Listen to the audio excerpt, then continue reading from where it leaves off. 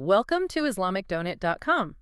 Thanks for having me. So, for all of you podcast listeners tuning in today, I want you to imagine something for a second. Imagine trying to send emergency funds to a family, right? Right. But their local bank is literally a pile of rubble. Yeah, completely gone. Exactly. I mean, traditional finance looks at that situation and just says, well, it's impossible. Right, because the red tape is just too thick. Yeah, the red tape is too thick, the borders are a mess, and the physical infrastructure is just totally destroyed. Right. But today, we're looking at something wild. We're looking at how a string of digital code on a blockchain is actually bypassing all those broken borders. And it's being used to plant physical, living, 500-year-old olive trees in like some of the hardest to reach places on Earth. Yeah, specifically regions in Syria and Pakistan, which is just incredible. Okay, let's unpack this because we are looking at a total reimagining of how humanitarian aid actually functions on the ground. It really is. I mean, it's a remarkable collision of two completely different worlds, Yeah. We have this initiative that takes something highly conceptual, invisible, digital, and turns it into something deeply rooted in the soil. Literally in the dirt. Exactly. But to understand the mechanics of how this works, we really need to start with the theology that's driving the entire operation. Right, the foundation of it. Yeah.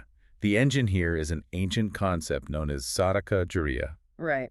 And, for the podcast listeners who aren't familiar with the term, Sadaqah Jariyah translates to ongoing or continuous charity. Right. In Islam, it's a highly emphasized action. The core idea is that you perform an act that continues to benefit other people long after the initial deed is finished. Yeah, and in many cases, long after the person who did the deed has passed away. Which is pretty profound, honestly. It is. And it's a fundamental shift from how most of us usually picture charitable giving. I mean, normally we think of immediate critical relief. Like dropping off supplies. Yeah, providing a hot meal to someone who's starving, or handing out winter coats, or delivering emergency medical supplies. Which obviously are super important. Oh, absolutely vital. Life-saving actions that 100% need to happen. But Sadaqah Jariyah operates on a completely different timeline. Right. It's about creating a permanent fixture of benefit in a community.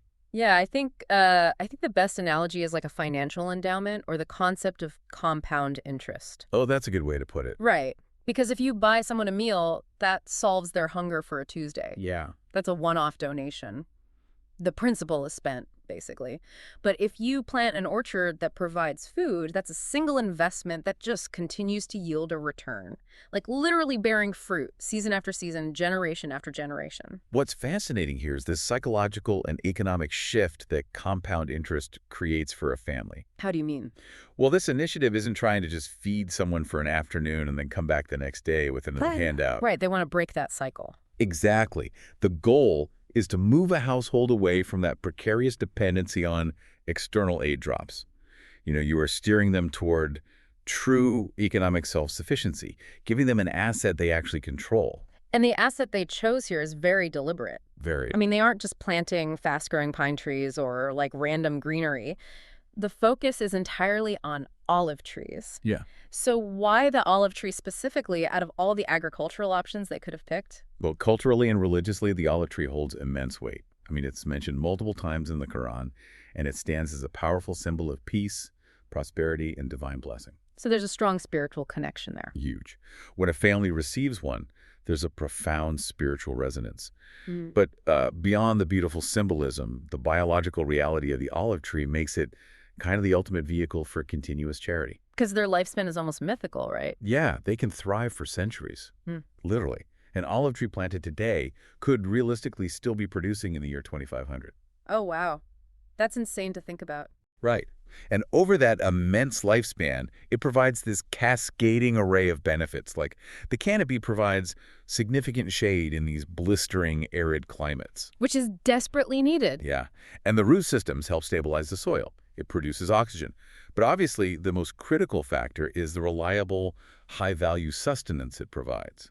You mean the olives and the oil? Exactly. Raw fruit and olive oil. Okay, I want to stop you right there, though, and play the skeptic for a minute. Sure, go ahead. Because the idea of gifting an ancient, beautiful olive tree to a struggling family in a place like Syria or Pakistan, well, it paints a wonderful romantic picture. It does sound nice on paper. Right. But let's look at the reality on the ground. We're talking about regions dealing with extreme water scarcity, severely damaged soil, and massive droughts. Yeah, the environmental challenges are huge. Well, I mean, I have seen way too many campaigns where a charity goes in, plants a sapling, takes a smiling photo for their marketing materials, and like a month later, that tree is just a dead twig in the dust. Which helps no one. Exactly. So, how is this project actually surviving the reality of an arid climate? That is honestly the single most important question to ask when you evaluate agricultural aid. Right, because if it dies, what's the point? Exactly. If you don't have a plan for the environment, the charity is purely performative. But this organization, they don't just hand a family a seed, wish them good luck, and drive away. Okay. The operational management is meticulous. First, the planting is executed under expert agronomist supervision. Okay, so they have actual scientists there. Yeah, to ensure the saplings are placed in soil where they can actually establish a root system in the first place. But, I mean, the soil doesn't solve the drought problem. Where is the water coming from? Well, they build the infrastructure before they even plant the tree. Wait, really? Yeah, they equip the planting sites with highly efficient drip irrigation systems. Ah, drip irrigation. Right, which is crucial because it delivers water directly to the root zone of the plant, minimizing evaporation and runoff. Right, so you aren't just spraying water into the hot air. Exactly. It means you use a fraction of the water that a traditional hose would just waste. So they are installing literal agricultural pipelines alongside the trees. They have to. I mean, in the early stages of an olive tree's life, before its taproots have dug deep into the water table, consistent moisture is just non-negotiable. Makes sense. And they don't stop there.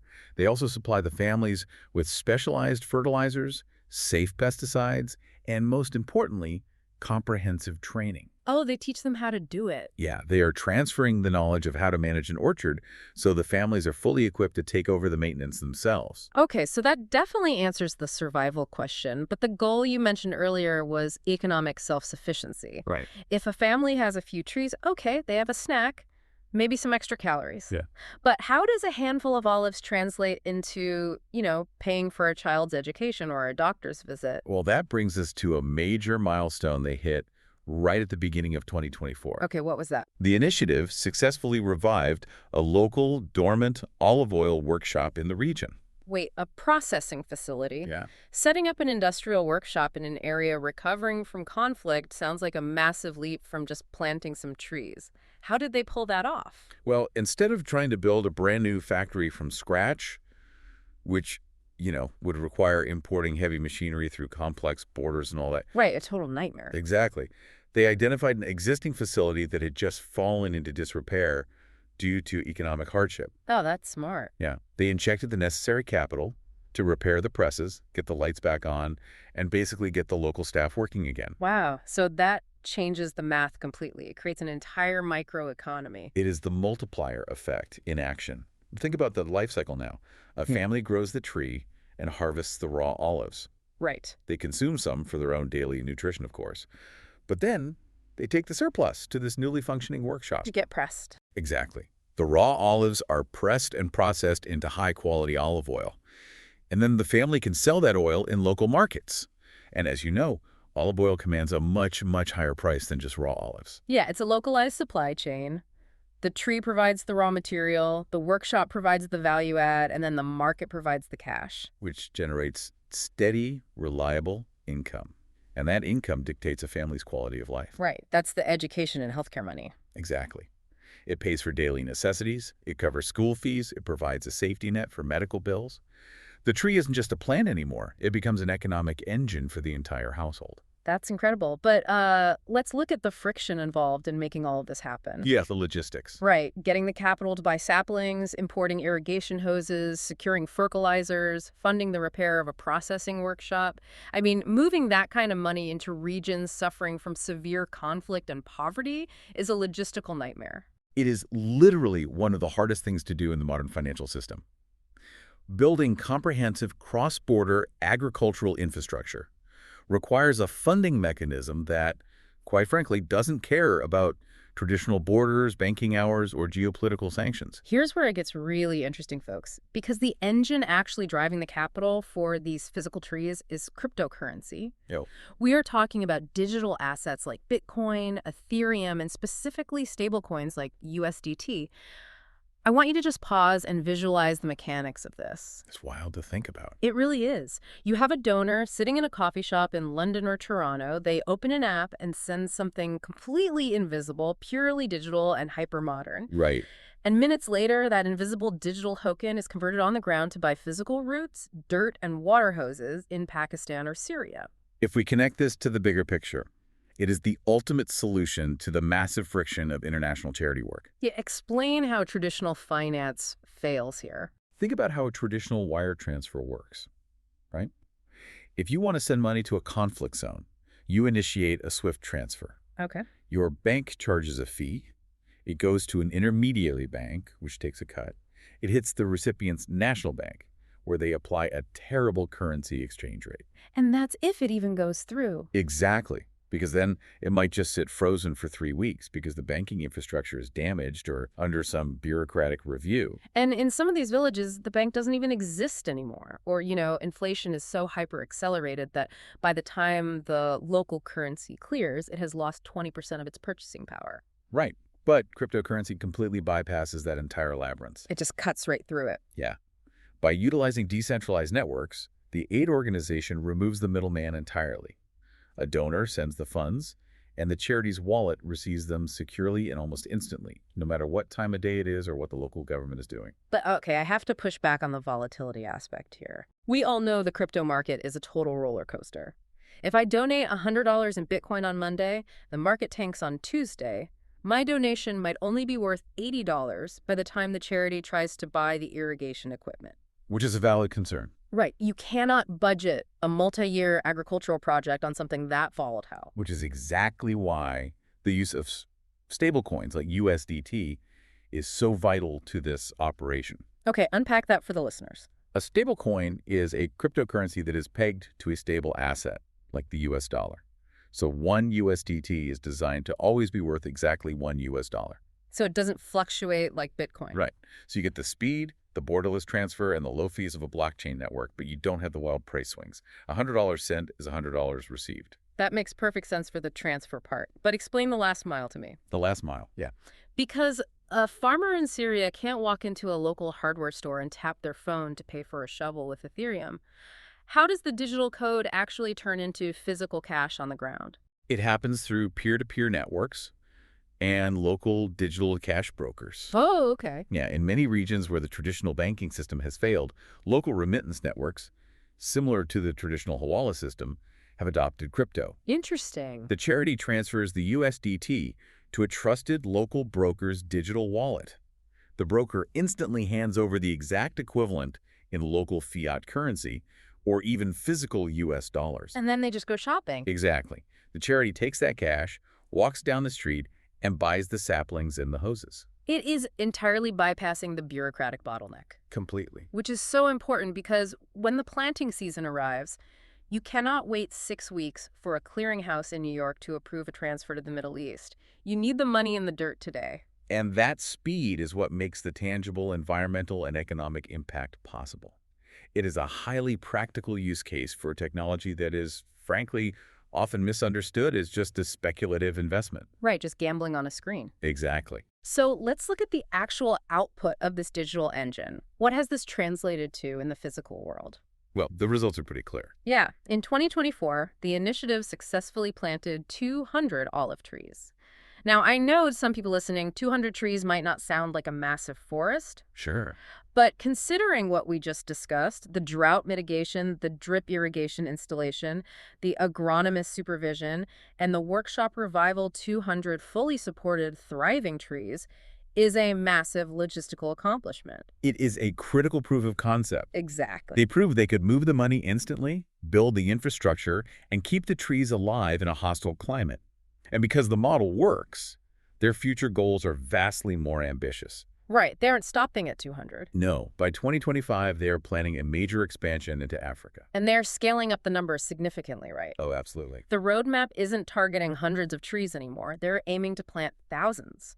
The focus is shifting to large-scale anti-desertification and poverty-breaking efforts across the continent.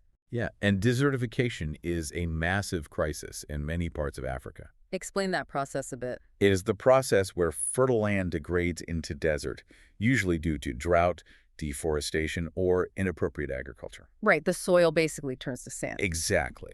But when you plant thousands of deep-rooted trees, you physically halt that process. The roots bind the soil together, preventing it from blowing away. The canopy creates a microclimate that retains moisture in the ground. So what does this all mean? I want you to really visualize this scaling up. Imagine the impact on a local climate and a local economy when an initiative moves from 200 trees in South Asia to thousands of trees holding back the desert across Africa. It results in a profound dual victory. Yeah. On one hand, you are achieving a major environmental triumph by restoring degraded land and improving the local ecosystem. On the other hand, Simultaneously, you are engineering a massive community empowerment initiative. Thousands of families suddenly gain a generational asset that produces food, resources, and income. and it all ties back into the overarching concept of the Ummah, which is the global Islamic community. Right. The initiative views this as a way for a worldwide community to work together, to provide relief, and to fulfill their zakat obligations. Zakat being the obligatory annual almsgiving in Islam, designed to circulate wealth to those who need it most. They are using borderless, decentralized technology to unite a borderless community. It's beautiful, honestly. It proves that environmentalism, economic empowerment, and ancient religious duty can all be inextricably linked. It really is an absolute masterclass in synthesis. Today, we've explored how combining the ancient principle of Sadaqah Jariyah, that commitment to continuous generational charity, with the frictionless power of crypto remittance, is creating sustainable agriculture for families who need it the most. Yeah. It isn't just about dropping off supplies, it is about building a foundation. It's about giving people the infrastructure and the capital to build their own futures, rather than keeping them dependent on the next aid delivery. And you can see why this matters so much. We constantly hear debates about technology being isolated to server farms or strictly used for high-frequency trading on Wall Street. All the time. But this project is absolute, undeniable proof that technological innovation is actively revolutionizing humanitarian aid on the ground, in the dirt, where it actually saves lives. It leaves us with a highly compelling thought to ponder, really. What's that? If a purely digital coin, a string of code on a blockchain, can be used to bear physical fruit, push back the encroaching desert, and build intergenerational wealth for a family living in a conflict zone, what other ancient traditions or massive global challenges could be entirely reimagined by decentralized technology? To learn more and get involved, visit www.islamicdonut.com.